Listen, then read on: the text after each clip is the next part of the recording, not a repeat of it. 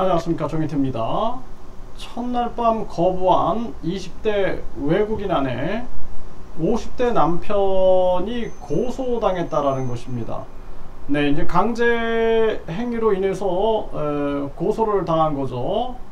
네, 이 남편은 비자 위한 접근이었다, 이렇게 반론을 제기하고 있습니다. 네, 머니투데이에서 전했는데요. 네, 원치 않는 성관계, 첫날 밤 태국 아내 강간 혐의, 남편은 결국에는 이제 무죄 판결이 났다라는 것입니다. 그래서 20대 아내, 네, 50대 남편인데 첫날 밤에 이 강간 혐의로 피소를 당했다라는 거죠. 네. 참 안타까운 일이 아닐 수가 없어요. 2021년 9월에 혼인신고를 한 뒤에 같은 해 11월 태국에서 처음 만났다라는 거예요. 그러니까 혼인신고를 먼저 하고 이후에 만났다, 이거 자체가 문제가 있는 거예요. 그래서 국제결혼 업체를 통해서 이렇게 했다는데, 제가 이런 거 계속 뭐 제가 외국인들을 가르치다 보니까 어떤 분들은 제가 이제 한국어 교실에 보면은 남편분이 따라오세요. 20대 이 아내인데 남편 두 분이 따라오신 거예요. 그래서 20대 아내 둘에 이제 남편분들은 한 50대에서 60대로 보이시는데 따라오셔가지고 불안해가지고 항상 따라다닌다 그러는 거예요. 불안해서. 그래서 제가 뭐 제가 이 한국어도 가르치지만 이 베트남어도 이렇게 사용을 하니까 와서 참관하십시오 해가지고 수업 내내 오셔가지고 참관을 하셨어요. 근데 항상 얘기하는 게 그런 얘기입니다. 결혼하기 전에는, 그러니까 결혼 비자 받기 전에는 뭐 관계도 잘하고 그랬는데 비자가 나오고 나니까 달라졌습니다, 이런 얘기를 해요. 근데 참 나는 이게 어떻게 만나셨습니까? 그럼 결혼업체거든요. 이거는 비정상적이기 때문에 비정상적인 결과를 낳을 수밖에 없는 거예요. 정말 안타까운 일이 아닐 수가 없는 거죠. 그래서 이거 같은 경우에도 지금 이 사건도 9월에 혼인신고하고 11월에 처음 만났다, 이거 자체가 이거는 문제가 될 수밖에 없는 겁니다. 이거는 이런 결혼은 결혼이 아니다, 저는 그렇게 보고 있고, 그리고 중요한 거는 한국인들끼리의 결혼도 서로 사랑과 신뢰 없이는 수시로 헤어지고 이혼하고 재산 분할이네 또 위자료네 해가지고 상처받고 또 자녀들이 있다 그럼 자녀들도 상처받는데, 이 외국인과의 결혼을 이렇게 한다는 것 자체가 문제가 있는 거예요. 이거 심각한 문제고, 이거를 이용할 수 있는 거예요. 이거를 이용할 수 있는 거죠, 당연히. 그래서 20대 여성이 솔직히 말해서 사랑도 안 하는데 50대 남편하고 이렇게 결혼을 했다, 그럼 당연히 목적이 있는 거죠. 돈이나 취업이나 비자나 이런 목적이 있는 거지, 괜히 좋아할 이유가 없잖아요, 여기에는. 그래서 멀쩡한 한국인들끼리도 사기를 치는 판국에 이거는 있을 수 없는 일입니다. 네, 그래서 이 성관계를 맺었는데 강간당했다고 신고를 했다라는 거예요. 근데 이제 이 남편은 합의에 의한 성관계였다라는 거죠. 그러니까 부부간 이 강간죄가 이제 한국에 진행이 된다. 그러니까 이런 거를 못 들어본 외국인들도 있어요. 그 나라에는 그거 없다, 우리는 그런 법이. 근데 이걸 악용할 수 있는 거예요. 악용할 수 있는 거죠. 당연히 내가 비자가 목적이다, 돈이 목적이다, 그런데 한국 가서 취업이 목적이다. 그런데 한국에 보니까 부부간 강간죄가 성립돼, 이거는 뭐 100% 걸릴 수밖에 없는 거죠. 100% 이거 문제화 될 수밖에 없는 거예요. 그러니까 한국 남편들도 이거 하면 안 돼요. 이런 결혼은 절대 하면 안 됩니다. 그래서 제가 아는 분도 나는 이해가 안 되는 거예요. 60이신데 계속 그냥 외국인들 만나가지고 결혼을 추진을 하세요. 그래서 제가 그냥 혼자 사시지 왜 그렇게 집착을 하십니까? 근데 결혼했다가 이혼하신 분인데 자녀들도 다 성인까지 키웠는데 그 집착을 해요. 결혼에 집착을 해가지고 그래가지고 사귀는 도중에 여성이 이제 집을 지어달라는 걸 요청했다. 집을 지어준다라는 거죠. 또 그리고 뭐 또 오토바이를 사달라고 해서 오토바이를 사준다. 물론 뭐 사랑하니까 집도 지어주고 할 수 있겠지만 결과를 보면은 나중엔 당했다, 연락이 끊겼다 이런 얘기를 해요. 당연한 거예요. 그거는 이게 자체가 잘못된 거다. 저는 그렇게 생각을 합니다.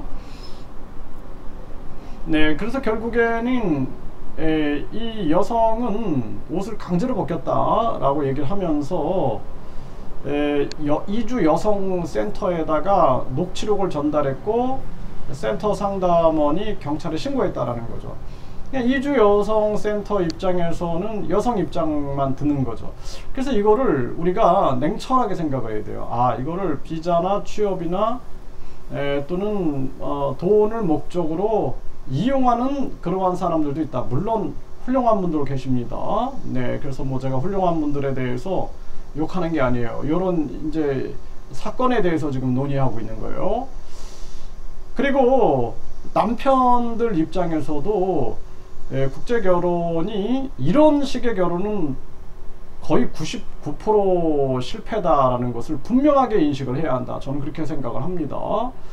이게 지금 한국이 큰 문제예요. 이게 한국이 지금 뭐 한동훈 장관의 야심작 이민청을 얘기하면서 뭐 국제결혼, 유학, 또 뭐 근로자, 관광객, 외국인 환자 대거 유입되고 있는데 이게 이제 물론 그게 필요한 일이에요. 관광이나 외국인 환자 참 필요한 일인데 시스템이 비자 장사라 그러면 안 된다라는 거예요.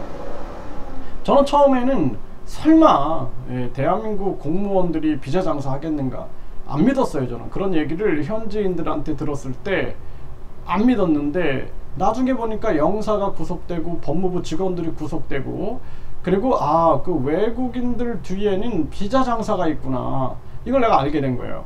알게 되고 나서는 저도 이제는 이거 신중해야 된다. 이런 이민청은 안 된다. 네, 그냥 외국인 관리지원청 정도면은 그냥 관리지원 뭐 지원 사무소 정도면 되는 거지. 이것을 막 청으로 해가지고 대거 이민국가 하겠다. 누구 압력이에요 도대체? 한동훈이 그 사형 집행에 대해서도 이유가 외교적 마찰이 있을 수 있다 이런 얘기를 하는 것처럼 이게 만약에 외세가 자꾸 개입을 해가지고 한국을 외국인 투표권이라든지 또는 이런 외국인 대거 유입을 유도한다. 그리고 우리는 그냥 어쩔 수 없이 끌려간다. 뭐 과거에 일제시대 때도 그 친일파들이 각종 뭐 뇌물이라든지 또는 압력이라든지 뭐 이런 걸 통해서 어쩔 수 없이 끌려간다. 그러면은 대한민국의 미래가 아주 어두워지고 있는 것입니다. 네, 그래서 이제 제가 국민 발안, 국민 투표제도를 항상 얘기하는 건데 국민이 방어할 수 있는 그러한 장치가 없으면 안 된다라는 거죠. 네, 그래서 이러한 일들이 계속 벌어지고 있는 거예요. 이거 부부간 강간행위 때문에 국제 결혼은 실패한다. 그리고 한국인들 간의 이 결혼도 마찬가지예요. 결혼도 아주 위험할 수 있다라는 것입니다. 그래서 진실과 사랑 아니면은 안 된다. 이거를 제가 분명하게 말씀을 드리고요. 그리고 너무나 많은 사례를 저는 봤어요. 그래서 나는 제가 수업을 할 때 그 60대 두 분이 20대 그 아내분 쫓아다니는 거 보면서 저게 언제까지 갈까? 저는 그 생각을 했어요. 언제까지 갈까?